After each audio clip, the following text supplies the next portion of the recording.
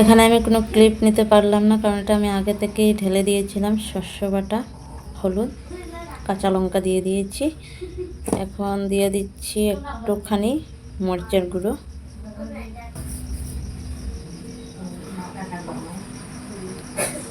পরিমাণ মতো নুন।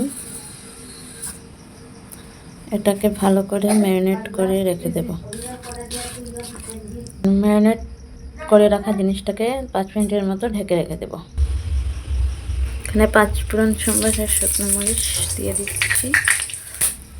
এটা ঢাকনাটা সরিয়ে দিচ্ছি। এখন এটা দিয়ে দেব কড়াইতে।